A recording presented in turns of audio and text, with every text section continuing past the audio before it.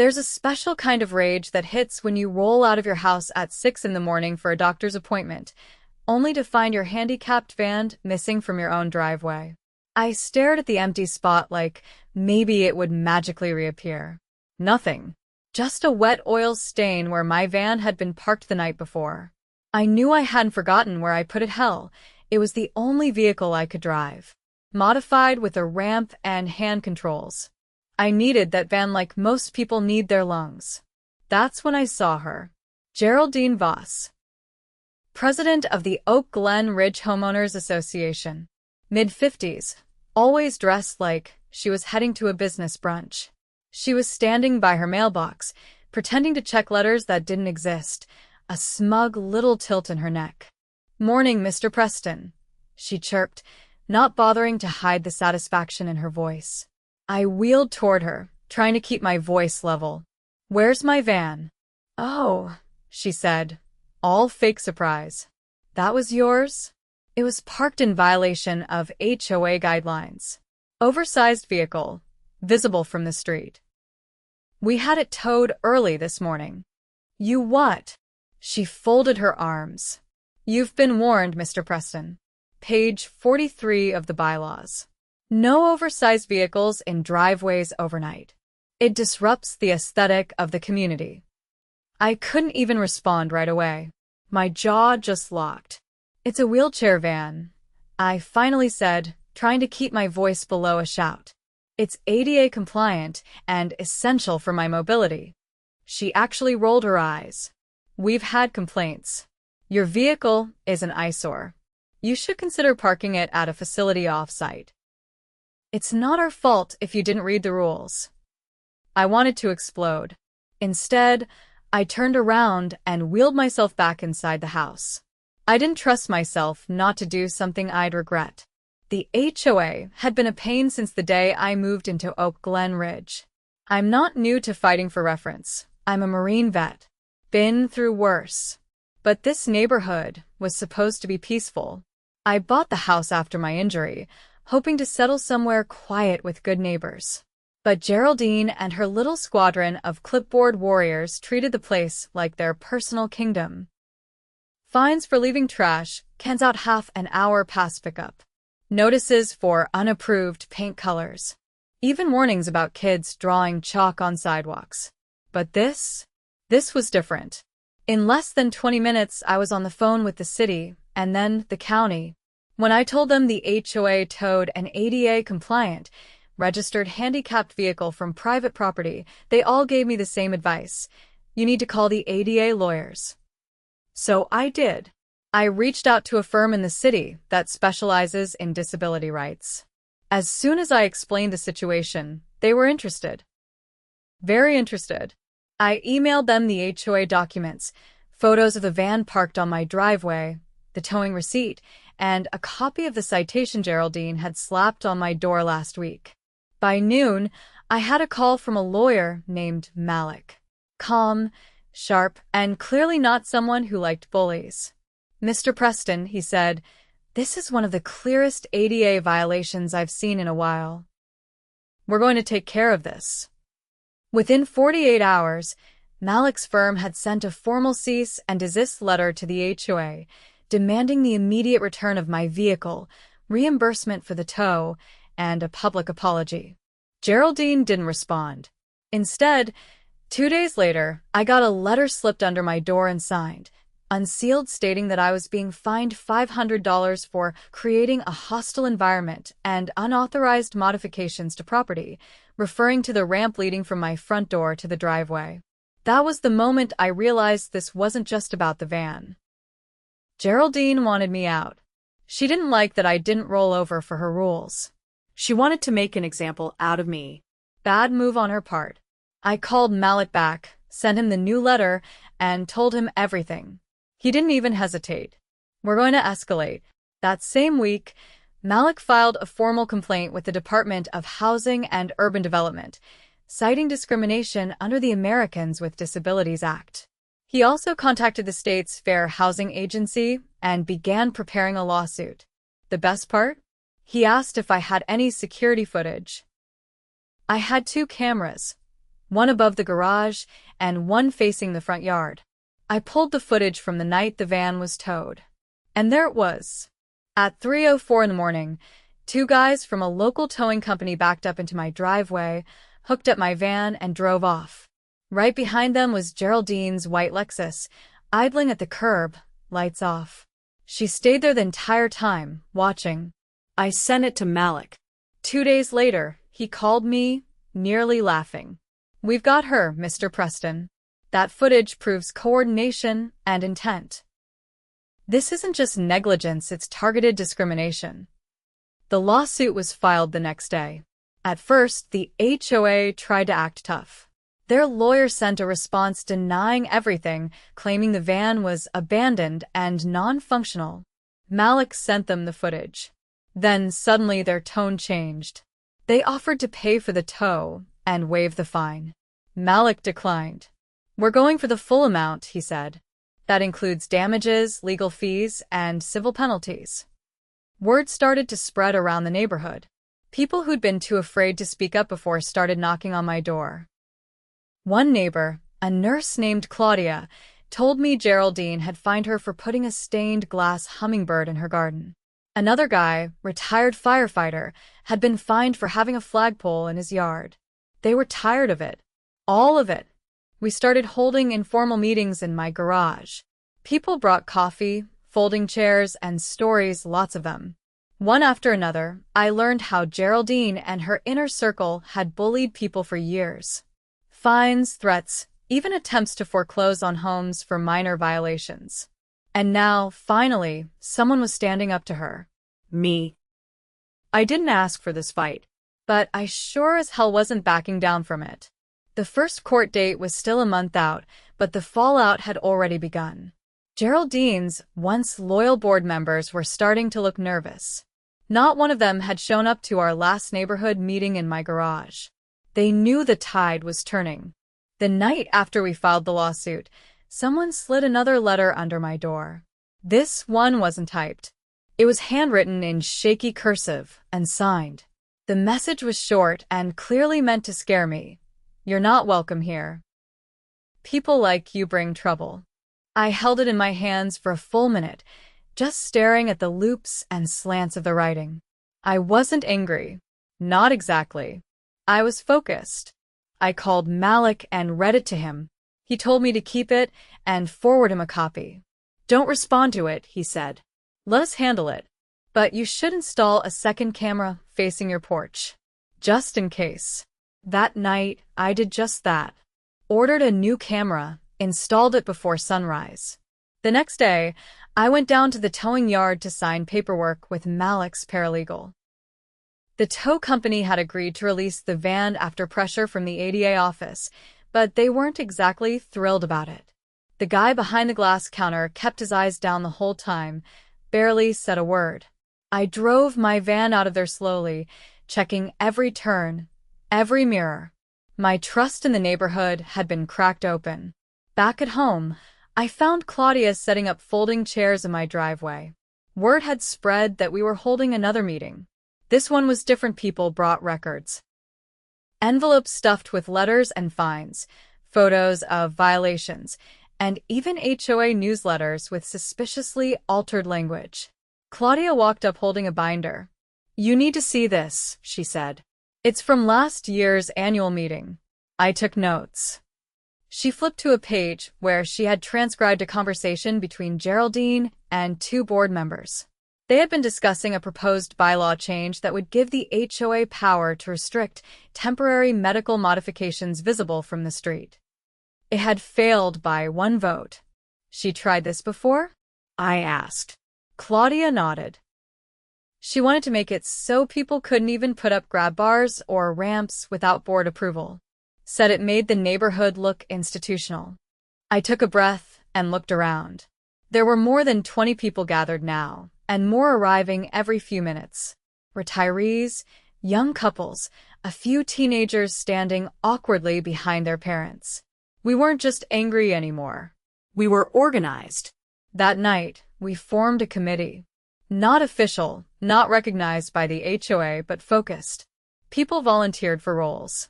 Claudia took on research. A quiet guy named Ron, who turned out to be a retired city planner, offered to dig into the HOA's registration documents. Others went door to door gathering signatures for a petition to recall the board. I didn't say much. I just listened. I didn't need to lead. I just needed to keep pushing forward. 2 days later, Ron came back with something big. The HOA charter was never renewed with the county registrar, he said. They let it lapse 3 years ago. Everyone stopped talking. What does that mean? Someone asked. It means, Ron said, as far as the county is concerned, they don't legally exist. They've been acting as an HOA without authority. All their fines, all their enforcement, it's void. I called Malik. He asked for the documents and told me to hold tight. Less than 24 hours later, he filed a supplemental complaint, citing unauthorized governance and fraudulent enforcement of power. The next morning, Geraldine showed up at my door. She was wearing large sunglasses and a scarf like she was shielding herself from a tabloid camera crew. Her lips were tight, but her posture was forced calm. I'd like to speak with you, she said. I didn't invite her in. I stepped out and closed the door behind me. She hesitated. Mr. Preston, I believe things have gotten out of hand. I'd like to discuss a resolution. Is that right? I think we both want the same thing. Peace. Cooperation. If you consider withdrawing your complaint, we could work out an arrangement. You mean bribe me to drop the lawsuit? Her eyes twitched behind the sunglasses. No, of course not. Just a mutual understanding. Perhaps a community exemption for your vehicle. Maybe even reimbursement for the tow. You think this is about just my van? She blinked. Isn't it? No. It's about every time you punish someone for living outside your narrow idea of perfect. It's about the nurse you fined for planting flowers, the firefighter you threatened for flying a flag, the single mom you tried to evict over a garden hose. You've been running this neighborhood like it's your personal fiefdom, and now it's over. She didn't answer. She just turned and walked away, heels clicking too fast on the pavement. That night, someone egged my garage. I didn't even flinch. The camera caught it. A teenage boy in a hoodie. I recognized him, Geraldine's nephew. The one who always mowed her lawn. I sent the footage to Malik, who forwarded it to the local police. They didn't arrest him, but they did knock on her door the next morning. She slammed it in their faces. The next HOA meeting was scheduled for the following week. Normally, maybe a dozen people showed up. This time, the community center was packed. Standing room only. Geraldine sat at the front table with 2 remaining board members. Her smile was stretched thin, like it was stitched on. Before she could start the meeting, Claudia stood up and read the petition to recall the board. Over 100 signatures. The room erupted in applause. Geraldine tried to declare the petition invalid, but Ron stood up with copies of the HOA's expired charter and the county registry documents. You don't have legal authority to hold this meeting, he said. Let alone enforce anything. Someone in the back shouted, You're done, Voss. Another voice yelled, Resign now.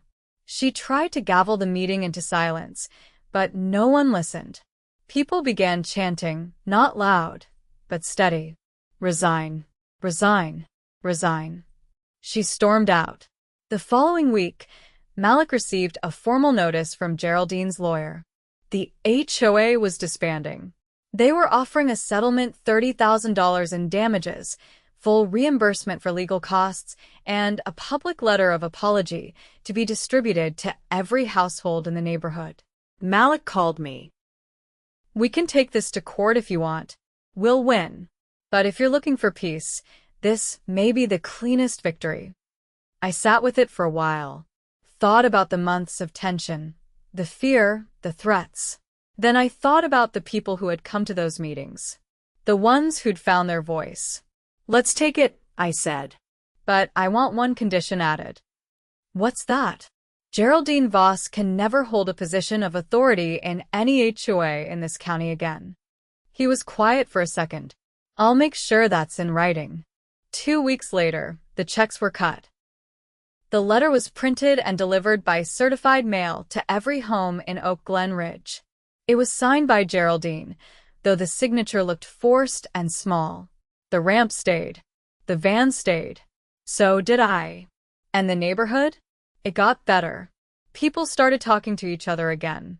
Kids drew chalk on the sidewalks. Flags flew. Gardens bloomed. The clipboard patrols disappeared. No one missed them.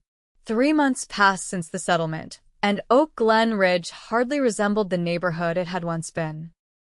The difference wasn't visible in the homes or landscaping, it was in how people stood on their porches again, how they waved a little longer, smiled a bit wider.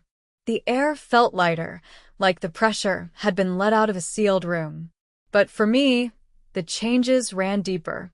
I'd gone from being just another face behind a ramp to the guy who'd stood up and won. People called me Preston now, not that veteran in the corner house. I didn't ask for it, but I understood it. I'd become the guy who proved the HOA wasn't untouchable. And yet, something still felt off. The settlement had shut Geraldine down, sure, but it hadn't erased the rot that let her run unchecked for years. The bylaws she abused were still on the books. The board might have stepped down, but the framework they used to control people? Still in place. Just hollow.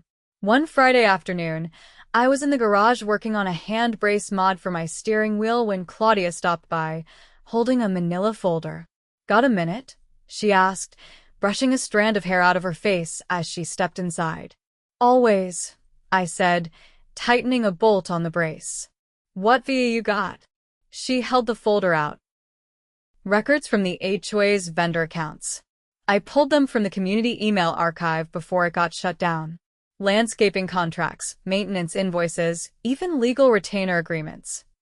I wiped my hands on a rag and opened the folder. The documents were all stamped with the HOA letterhead, but what caught my eye were the numbers. A basic lawn service charging $12,000 every quarter. Pressure washing billed at $800 per house, even though half the homes hadn't been sprayed in years. Overbilling? I asked, flipping through the papers. "Worse," she said. Kickbacks. I called a few of the companies listed. One of them said they'd never heard of Oak Glen Ridge. The others were all owned by the same shell corporation. Guess who the registered agent is? I looked up. She didn't have to say the name. I exhaled and leaned back in my chair. So, all this time, she wasn't just enforcing rules, she was profiting from them. Which means, Claudia said, we could go after her personally. My fingers tapped anxiously against the armrest. We'd won the legal battle. But this was a whole new front. Fraud, embezzlement, misuse of community funds, crimes that didn't get buried under settlements or apologies. "I'll call Malik," I said. He wasn't surprised when I told him. In fact, he sounded like he'd been expecting something like this to surface. "I'll loop in a forensic accountant," he said. "If there's a trail, we'll find it. And if she touched a cent of that money directly, we'll make sure the county prosecutor hears about it." Over the next few weeks, Malik's team dug in quietly. We didn't want to tip anyone off. Meanwhile, Claudia and I started putting together a new neighborhood proposal. Not just a replacement for the HOA, but a completely different structure. A voluntary council, open books, rotating leadership. Some people were hesitant. After what they'd lived through, the word governance made them flinch. But we weren't asking for power, we were asking for participation. One evening, Ron stopped by with a flash drive. "I've been going through archived board meeting minutes," he said, setting it on my counter. The language was always vague, but I found multiple entries where Geraldine approved emergency expenditures without votes. And look at this, she added a clause to the bylaws that allowed discretionary spending up to $50,000 without board approval. She was writing herself blank checks, I said, turning the drive over in my hand. Exactly. The next day, Malik confirmed what we already suspected. Over the past 5 years, nearly $200,000 had been funneled through fake vendor accounts tied to Geraldine's private LLC. Most of it was billed for beautification and compliance remediation. She's looking at felony charges, Malik said. Wire fraud, tax evasion, possibly conspiracy if we can prove board members knew. The DA wants to meet. The county prosecutor's office moved fast. By the time summer rolled in, Geraldine's assets were frozen. Her Lexus disappeared from the driveway. People whispered that she'd fled to stay with her sister in Nevada, but no one knew for sure. The morning the indictment was announced, I was sipping coffee on my porch when a news van pulled up. I didn't recognize the reporter, but she had the kind of practiced smile that meant business. "Mr. Preston," she called, stepping out with a mic in hand. I nodded slowly. "You're a little late." She laughed politely. "We heard you were the catalyst for all this. Mind telling us how it started?" I didn't give her the whole story, just the part about the van. "The rest," I said, "was the community's work. Because it had been. I hadn't uncovered the fraud. I hadn't gone door to door. I hadn't drafted the new charter. I just lit the match. But the fire? That was all of us." Later that week, the neighborhood voted to dissolve the HOA charter permanently and replace it with the Oak Glen Ridge Community Council. No fees, no power to fine, no authority to tow. Just a group of volunteers who managed shared spaces and organized events. Rotating seats. Transparent budgets. Open meetings. It wasn't perfect, but it was honest. At the first council gathering, Ron brought a barbecue grill. Claudia set up folding tables with homemade lemonade. Kids ran through sprinklers in front yards. No one was worried about violations or citations, or whether their lawn gnome was aesthetic. As the sun dropped behind the rooftops, I found myself sitting in a lawn chair at the edge of the driveway, watching neighbors laugh like they hadn't in years. A man I hadn't met before came up and offered me a plate of ribs. He had a thick accent and grease-stained hands that told me he worked with machines. "You're Preston?" he asked. "That's me.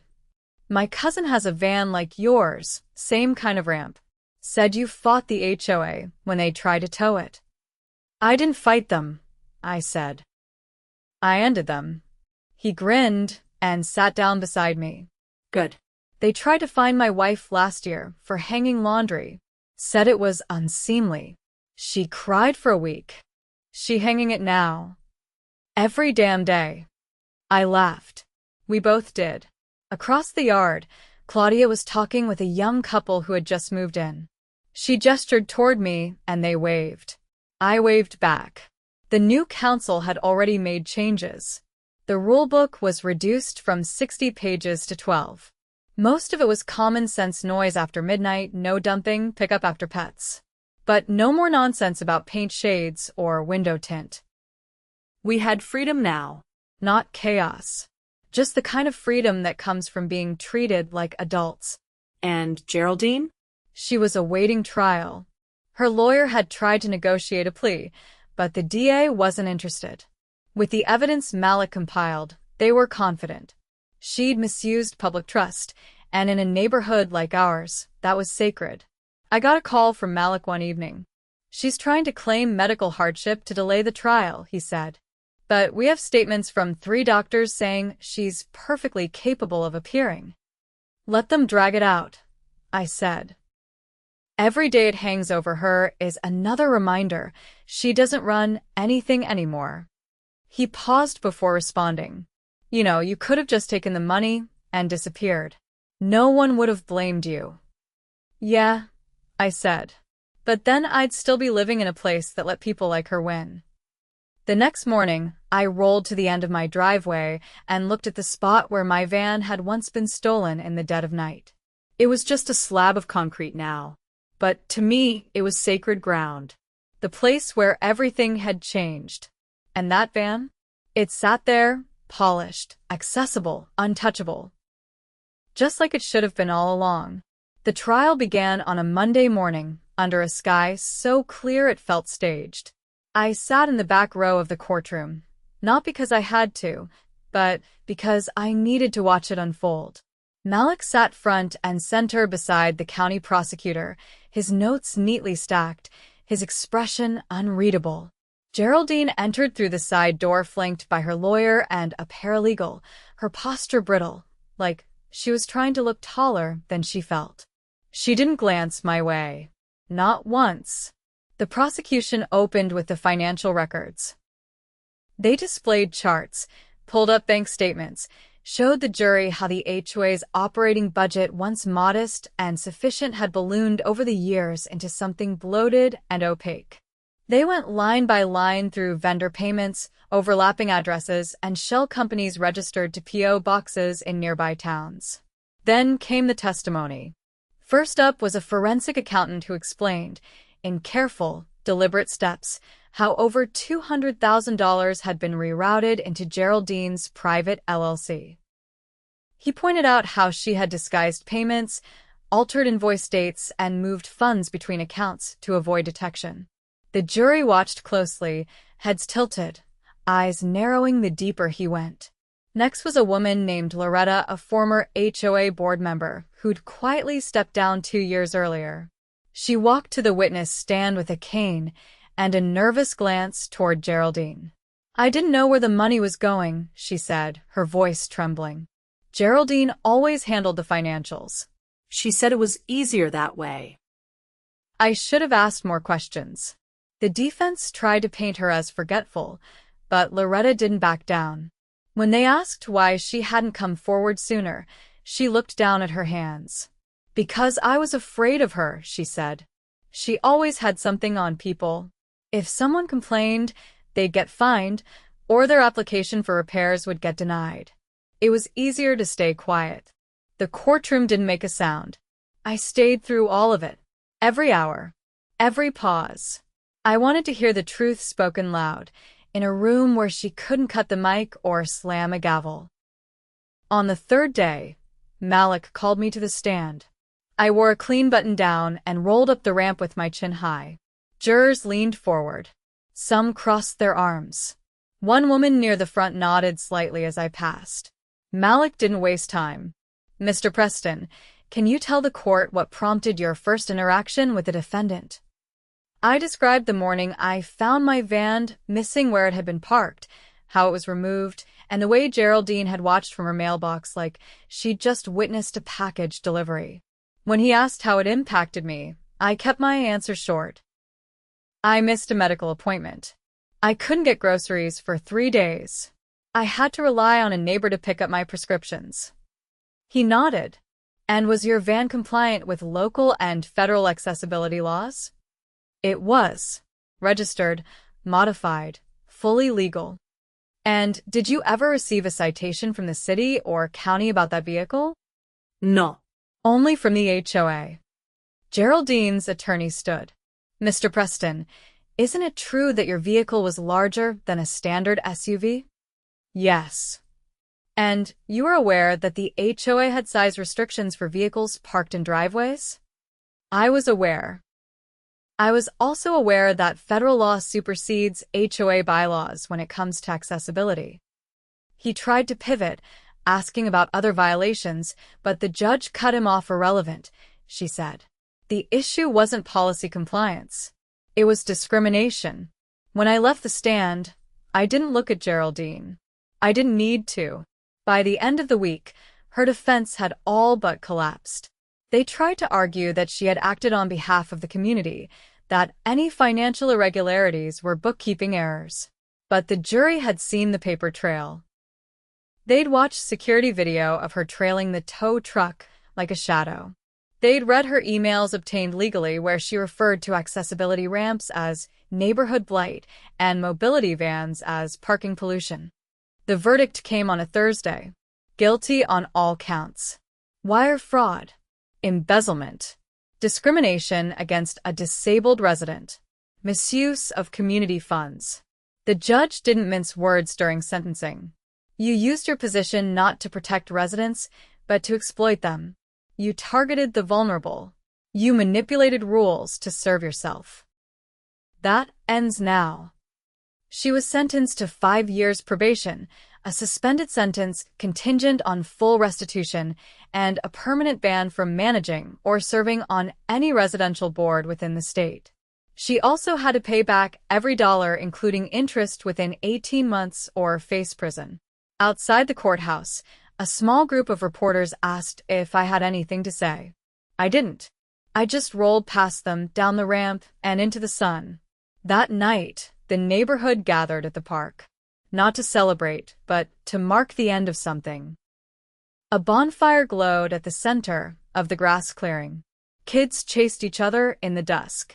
Someone brought a guitar. Someone else handed out lemonade in paper cups. Claudia sat beside me on a picnic bench, her feet tucked under her. I didn't think we'd actually see justice, she said. I watched the flames flicker, felt their warmth on my face. I didn't either, I said. Not like this. Ron approached with a clipboard, but this time it wasn't for a petition.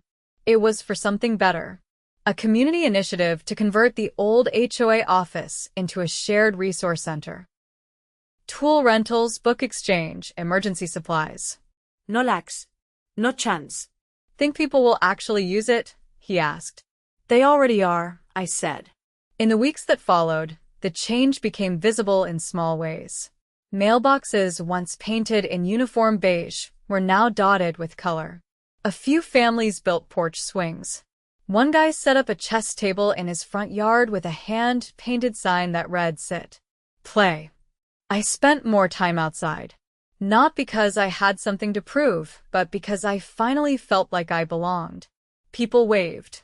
They didn't just recognize me, they respected me. Not as a symbol, but as a neighbor. One afternoon, I was planting herbs in a raised bed when a teenager walked up the driveway. He looked nervous, hands shoved deep in his hoodie pockets. I didn't recognize him at first. "You're Geraldine's nephew," I said evenly. He nodded. "I came to say sorry," he said. For the eggs. For everything. I didn't really get it back then. I brushed soil from my gloves and stood. "You get it now?" "Yeah," he said. "She made us think we were protecting something. But all we were doing was keeping people out." I looked him over. He was taller than I remembered. Still awkward, but honest. "You want to help me build a bench for the community garden?" His face lit up. Yeah. Yeah, I'd like that. We worked in silence for a while. Sawing, sanding, painting. When we finished, we set it beside the herb beds. He carved a small message into the underside of the seat. For everyone. The bench wasn't perfect. The legs wobbled slightly on uneven ground. But it held. Just like we had. The Oak Glen Ridge of today doesn't look like it did before. It's louder, brighter, a little messier maybe. But it's ours now. Built not on fear or control, but on trust, earned one hard day at a time. And my van? Still parked in the same spot. Still accessible. Still mine. No one's ever tried to tow it again.